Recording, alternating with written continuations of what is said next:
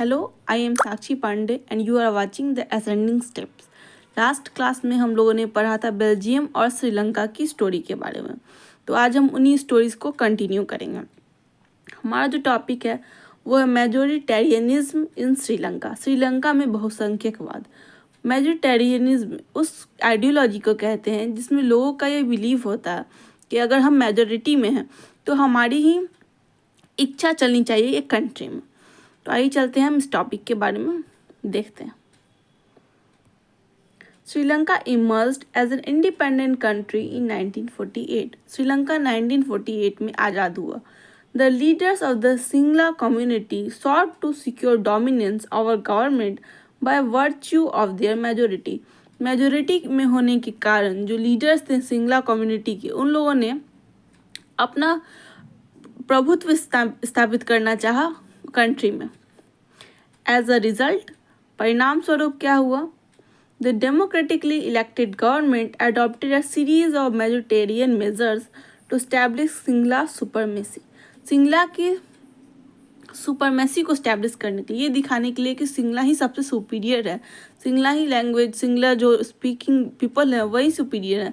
तो गवर्नमेंट ने एक के बाद एक बहुत सारे ऐसे मेजर्स लाना स्टार्ट कर दिया जिससे ये साबित हो जाए। In 1956 an act was passed. 1956 में एक एक्ट पास किया गया to recognise Sinhala as the only official language, thus disregarding Tamil. 1956 में जो एक्ट पास किया गया उसके तहत सिंगला को एकमात्र ऑफिशियल लैंग्वेज करार दिया गया। The governments followed preferential policies that favor Singla applicants for university positions and government jobs. Government की जो पॉलिसीज थी उनके हिसाब से अब सिंगला एप्लीकेंट्स जो थे, सिंगला के जो लोग थे, उनको यूनिवर्सिटी पोजीशंस में या फिर गवर्नमेंट जॉब्स में बेनिफिट मिलने लगा। A new constitution stipulated that the state shall protect and foster Buddhism. अब एक नया कॉन्स्टिट्यूशन के तहत ये लाया गया नियम कि स्टेट जो है, यानी कि जो सिंगला की गवर्नमेंट जो है वो प्रोटेक्ट करेगी बुद्धिज्म को, और श्रीलंका की गवर्नमेंट जो है वो प्रोटेक्ट करेगी बुद्धिज्म को, और बुद्धिज्म बोलते Singla speaking people.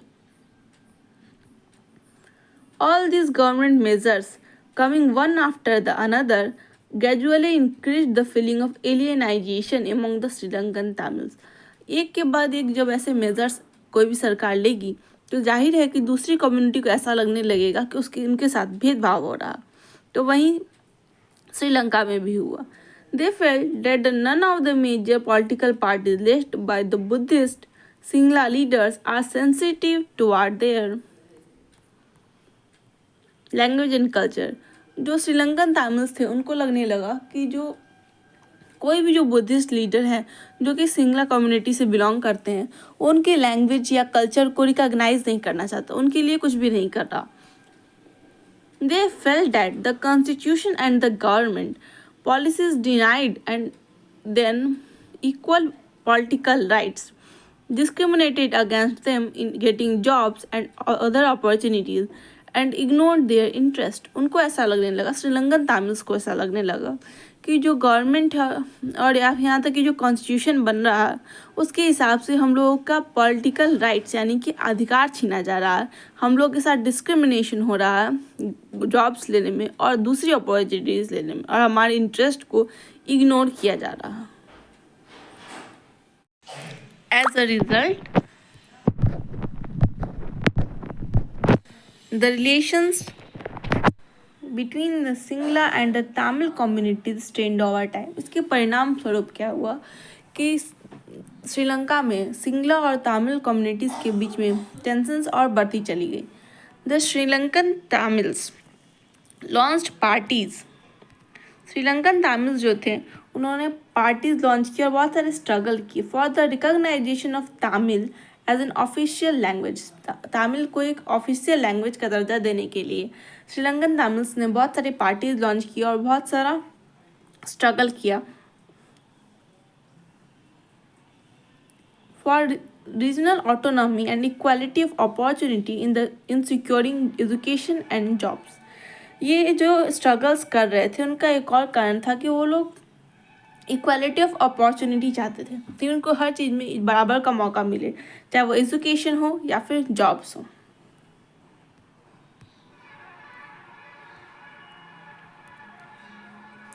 But their demand for more autonomy to provinces populated by the Tamils were repeatedly denied. लेकिन उनकी जो डिमांड थी कि उनको वैसे एरिया जहाँ पे तमिल्स की कंसंट्रेशन ज़्यादा थी, तमिल्स मेजोरिटी में थे, वहाँ पे ऑटोनॉमी मिल जाए, उनको उसको बार बार नकारा जा रहा था। बाय 1980s में several political organizations were formed demanding an independent Tamil elam in northern and eastern part of the country. 1980s के दौरान क्या हुआ कि अलग अलग पॉलिटिकल पार्टीज बनने लगी जो कि डिमांड करने लगी कि तमिल पॉपुलेटेड एरियाज हैं श्रीलंका में, वहाँ पे तमिल स्टेट यानी कि अलग तमिल स्टेट होना चाहिए। ये देखिए आप श्रीलंका का मैप पे हम चलते हैं।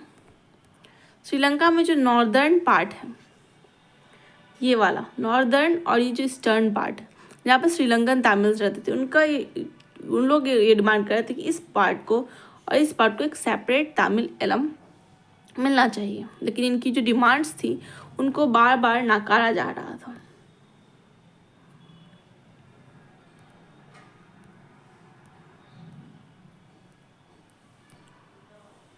The distrust between the two communities turned into a widespread conflict. दोनों कम्युनिटीज़ के बीच में धीरे धीरे कॉन्फ्लिक्ट बढ़ता ही चला गया कि कॉन्फ्लिक्ट इतना बढ़ गया कि सिविल वार की सिचुएशन आ गई। सिविल वार क्या होता है कि जब किसी कंट्री में कॉन्फ्लिक्ट इतना बढ़ जाए, जब किसी एक कंट्री के भीतर ही कॉन्फ्लिक्ट इतना बढ़ जाए कि ऐसा लगने लगे कि यहाँ कोई युद्ध चल रहा, वार लाइक सिचुएशन क्रिएट हो जाए, तो उसको कहते हैं सिविल वार। तो ऐसे ही हुआ श्रीलंका में वार लाइक सिचुएशन क्रिएट हो जाता है। As a result, thousands of people of both the communities have been killed.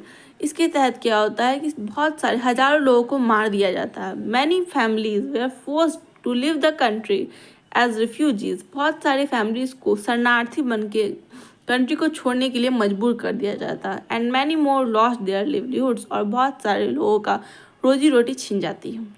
अब as you have read chapter 1 of economics text book, अगर आप लोगों ने इकोनॉमिक्स की किताब पढ़ी होगी और चैप्टर 1 उसका पढ़ा होगा तो आप लोगों ने पाया होगा कि श्रीलंका की excellent record of economic development, education and health, Sri Lanka की जो एजुकेशन थी, हेल्थ थी या फिर डेवलपमेंट, इकोनॉमिक डेवलपमेंट था, उसमें श्रीलंका कितना ज़्यादा एक्सीलेंट परफॉर्मेंस करता था।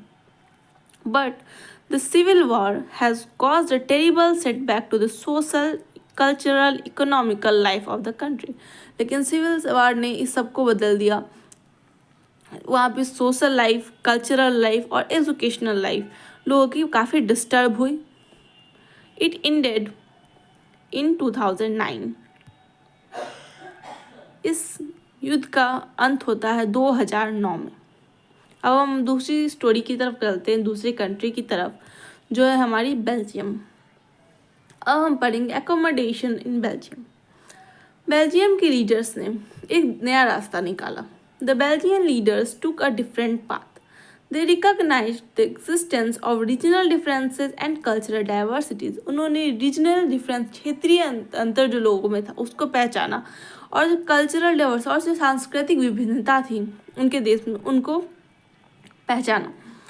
बिटवीन 1970 एंड 1993, 1970 से लेके 1993 तक दे अमेंडेड देयर कॉन्स्टिट्यूशन 4 टाइम्स। उन्होंने अपने कॉन्स्टिट्यूशन को 4 बार अमेंड किया, यानी संशोधन किया कॉन्स्टिट्यूशन में, संविधान में, so as to work out an arrangement that would enable everyone to live together within the same country, ताकि लोग एक ही कंट्री के अंदर शांति से, अमन के साथ रह सकें।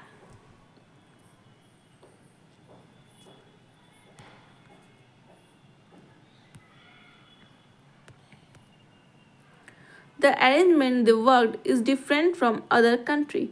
जिस अरेंजमेंट पे उन लोगों ने काम किया वो बाकी कंट्री से काफ़ी डिफरेंट है और इनोवेटिव भी, and is very innovative. Here are some of the elements of the Belgian model.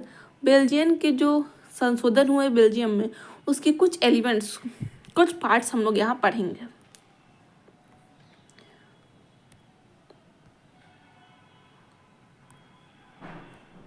Okay. The Constitution prescribes that the number of Dutch and French-speaking ministers shall be equal in the central government. Constitution क्या कहता था वहाँ का? Constitution में जो amendment हुए उसके तहत अब जो डच और फ्रेंच स्पीकिंग पीपल होंगे वो कंट्री में सेंट्रल गवर्नमेंट में इक्वल होंगे. Some special laws require the support of majority of the members from the each linguistic group. Laws जो होंगे उनके बनने के लिए हर एक कम्युनिटी यानी कि जो दो कम्युनिटी थी, दो डाइवर्सिटी थी वहाँ के लोगों में बोलने वाले फ्रेंच और डच, वो दोनों के लोगों की मेजोरिटी की ज़रूरत होगी. There is no single community, thus no single community can make decisions unilaterally. कोई भी एक कम्युनिटी एक तरफा डिसीजंस नहीं ले सकेंगी सेंट्रल गवर्नमेंट में. Many powers of the central government have been given to the state government. Central government की बहुत सारे पावर्स को स्टेट गवर्नमेंट को दे दिया गया. Of the two reasons of the country, दो रीजन्स हम लोगों ने पढ़े थे, याद है? वेलोनिया रीजन और फ्लेमिश रीजन. उसी दोनों के स्टेट गवर्नमेंट्स को सेंट्रल गवर्नमेंट की बहुत सारी पावर्स दे दी गई. The state governments were not subordinate to the central government. अब जो स्टेट गवर्नमेंट था वो सेंट्रल गवर्नमेंट के अधीन नहीं था, सबऑर्डिनेट नहीं था.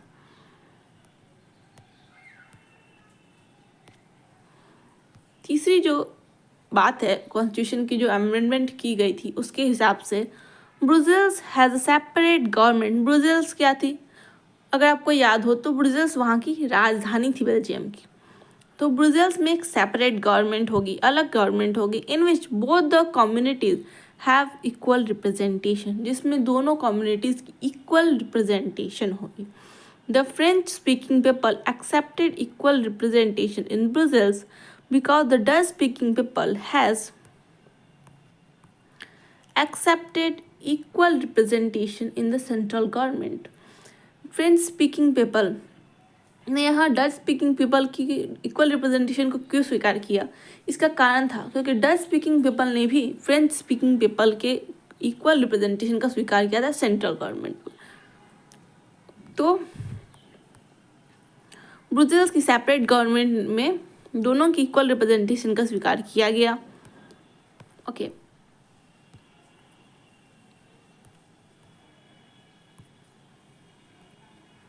Apart from the central and the state government, central government और स्टेट गवर्नमेंट को अगर छोड़ दिया जाए तो एक थर्ड काइंड बनी गवर्नमेंट की, जो कि थी हमारी कम्युनिटी गवर्नमेंट.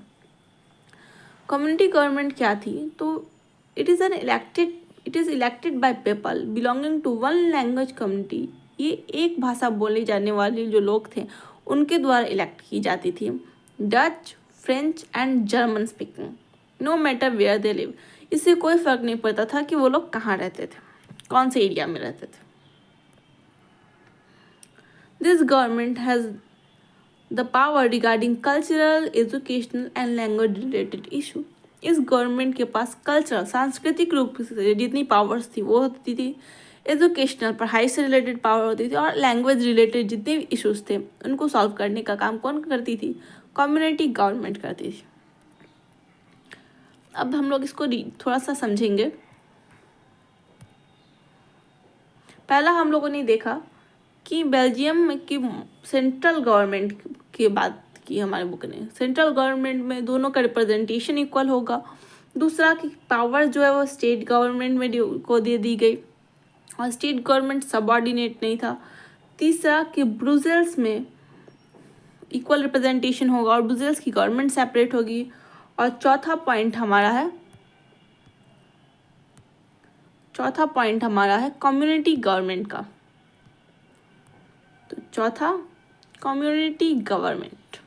तो ये 4 पॉइंट्स आपको ध्यान रखना है. सो अब आगे बढ़ते हैं. अब आपको बेल्जियम का मॉडल काफ़ी कॉम्प्लिकेटेड लग रहा होगा, और सच में ये है भी. It indeed is very complicated even for the people living in Belgium. Belgium में रहने वाले लोगों के लिए भी ये इतना ही कॉम्प्लिकेटेड है. But this arrangements have worked well so far. आज तक इस अरेंजमेंट ने बहुत अच्छा काम किया। They helped to avoid civic strife and between the two major communities and a possible division of the country on the linguistic lines. Linguistic lines भाषा के बेसिस पे बंटने से बेल्जियम को इसने रोक लिया। इस जो अमेंडमेंट्स है, इन अमेंडमेंट्स के थ्रू बेल्जियम का बंटवारा होने से रह गया। When many countries of the Europe come together to form the European Union, European union जब बनने लगा यूरोप में, बहुत सारी कंट्रीज यूरोप की इसमें आई, तो ब्रुसेल्स को वहाँ का हेडक्वार्टर्स चुना गया। इसका कहने का मतलब है कि ब्रुसेल्स, बेल्जियम ने अपने इस अमेंडमेंट्स के थ्रू अपनी कंट्री का इतना अच्छा किया कि ब्रुसेल्स जो उस कंट्री की जो कैपिटल थी उसको यूरोपियन मॉडल का भी कैपिटल चुन लिया गया। ये देखिए, European parliament in Brussels, Belgium. Brussels में सिचुएटेड ये पार्लियामेंट है। अब यहाँ देखिए, ये बच्चा छोटा सा सोच रहा है, तो इसकी सोच पे हम चलते हैं। तो ये बच्चा बेचारा कह रहा है कि so you are saying that sharing of powers makes us more powerful. तो आप कह रहे हो कि पावर शेयर करने से हम लोग ज़्यादा पावरफुल बन जाते हैं। साउंड्स ऑड, अजीब तो है। लेट मी थिंक, सोचना पड़ेगा, सोचते हैं। चलिए आगे बढ़ते हैं। What do we learn from these two stories of Belgium and Sri Lanka? अब हम इस दोनों स्टोरी से सीखे क्या? What is the moral of the story basically? So the moral is both are democracies. दोनों ही democracies हैं, yet they dealt with the question of power sharing differently. लेकिन दोनों ने power sharing के concept को differently deal किया. In Belgium, the leaders have realized that the unity of the country is possible only by respecting the feelings and interest of other communities and regions. Belgium के leaders ने ये सोचा कि country की unity को तभी बरकरार रखा जा सकता है जब दूसरे कम्युनिटीज़ की फीलिंग्स को और इंटरेस्ट को बढ़ावा दिया जाए, उनका भी सम्मान किया जाए। Such a realization resulted in mutually acceptable arrangements for the power sharing. इससे क्या हुआ कि पावर शेयरिंग के लिए म्यूचुअली एक्सेप्टेबल, सब के द्वारा एक्सेप्ट किया जाने वाला अरेंजमेंट बन गया। श्रीलंका शोज अ कंट्रास्टिंग एग्जाम्पल। श्रीलंका में अलग ही खेल था। श्रीलंका इससे उल्टा से ठीक विपरीत काम किया। It shows us that if a majority community wants to force its dominance over others and refuses to share power. Sri Lanka की स्टोरी हमें बताती है कि अगर एक मेजोरिटी कम्युनिटी चाहे कि वो अपने पावर को और डोमिनेंस में लाए, मतलब अपना जो प्रभुत्व था वो स्थापित कर ले, और पावर को शेयर नहीं करना चाहे, तब क्या हो सकता है? तब it can undermine the unity of the country. इससे कंट्री की यूनिटी को नुकसान हो सकता है। नेक्स्ट टॉपिक में हम लोग पढ़ेंगे why power sharing is desirable. तब तक के लिए अगर आपको वीडियो अच्छा लगा हो तो लाइक, शेयर और सब्सक्राइब कर दें। Thank you very much. धन्यवाद।